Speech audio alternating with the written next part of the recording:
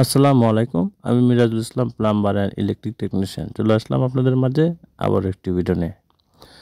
আপনারা যদি আমার চ্যানেলটিতে নতুন হয়ে থাকেন, চ্যানেলটিকে সাবস্ক্রাইব করে পাশে থাকা নোটিফিকেশন বেলটি অন করে দেবেন, যাতে করে পরবর্তী ভিডিও সবার আগে পেয়ে যান। আর যদি অলরেডি সাবস্ক্রাইব করে থাকেন, অসংখ্য ধন্যবাদ।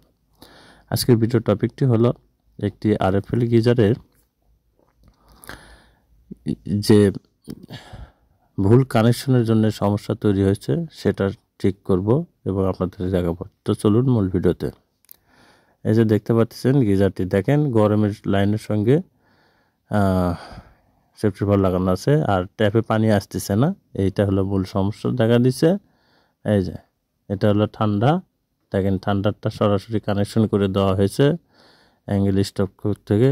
সরি, ক্যামেরাতে দেখানো অ্যাঙ্গেল স্টকটা দেখানো হয়নি, মিস করে গেছে। আর ওই যে গরমের লাইনে দেখতে পাচ্ছেন সেফটি ভাল্ব লাগানো, তাও আবার উল্টা মুখে। যাই হোক, সমস্যা নাই। যদি ট্যাঙ্কিতে অটোমেটিক সুইচ থাকে, ফ্লোট সুইচ থাকে, তখন এইভাবে দিলেও সমস্যা হয় না, ট্যাঙ্কি খালি হয় না, গিজারও খালি হয় না। যাই হোক, যদিও যাদের একতলা বাসা সেই ক্ষেত্রে এইভাবে সেফটি ভাল্ব লাগালেও চলে, কিন্তু সেটা দেওয়া লাগে ঠান্ডার লাইনের সঙ্গে, সেটা দিয়ে রাখছে গরমের লাইনের সঙ্গে। আমরা এখানে সমস্যাগুলো একদম সম্পূর্ণ ঠিক করে দেবো। পানি আসতেছে না কী কারণে, সেটাও আমরা সমাধান করব। আর এই যে সেটিংগুলো আছে ভুল সেটিং, সেটাও আমরা সঠিক করে দেব। আর এই যে দেখেন অ্যাঙ্গেল স্টপকক লাগাচ্ছে এখানে গিজার লাগানোর সময়, এই অ্যাঙ্গেল স্টপগুলো কোনো মতে লাগানো যাবে না। এই অ্যাঙ্গেল স্টপককেরগুলোর ছিদ্র এত ছোট, সামান্য একটি যদি আয়রনের টুকরা বা ময়লা আসে আটকে যায় আর গিজারে পানি প্রবেশ করতে পারে না। এই অ্যাঙ্গেল স্টপকগুলো এমন অবস্থা হয়ে গেছে যে আমরা সেলাই দিয়ে হাত দিয়ে আমরা অন অফ করতে চাচ্ছি, হচ্ছে না। সেলাই দিয়েও চেষ্টা করে দেখলাম, হয় না। তো এখন আমরা সিদ্ধান্ত নিয়েছি, যেহেতু এই যে দেখেন সেলাইতে আমরা চেষ্টা করতেছি, অন অফ হয় না, ঘটতেইছে না। মানে এটা আসলে একটা বাজে একটা জিনিস। এই অ্যাঙ্গেল স্টকগুলো, এগুলো দস্তা দিয়ে তৈরি। আপনারা এই অ্যাঙ্গেল স্টকগুলো ব্যবহার করবেন না, অন্তত গিজারের জন্য ব্যবহার করবেন না।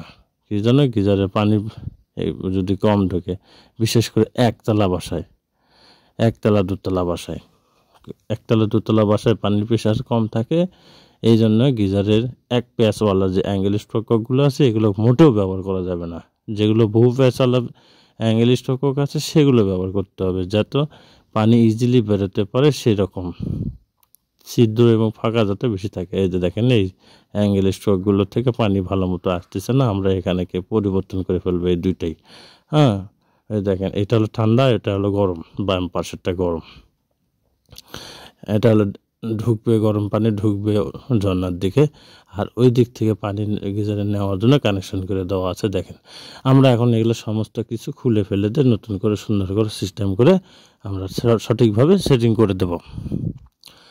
তো দেখতে থাকুন। আমার এই ভিডিওতে যদি ভালো লাগে থাকে, অবশ্যই ভিডিওতে একটা লাইক দিয়ে ভিডিওটি শেয়ার করে দেবেন সোশ্যাল মিডিয়ার বিভিন্ন জায়গায়। তার আগে আমরা এগুলোকে সুন্দর সুন্দর করে আমরা এখন এগুলো সম্পূর্ণ ঠিকঠাক করার জন্য প্রস্তুতি নিয়েছি। আমরা এগুলো লাইন কানেকশনগুলো খুলে দিলাম, দিয়ে আমরা এখন সবগুলোকে খুলে নেব। এই যে আমরা এটাকে, এই কানেকশন পাইপটাও খুলে নেব। এটা আমরা যেহেতু যেটা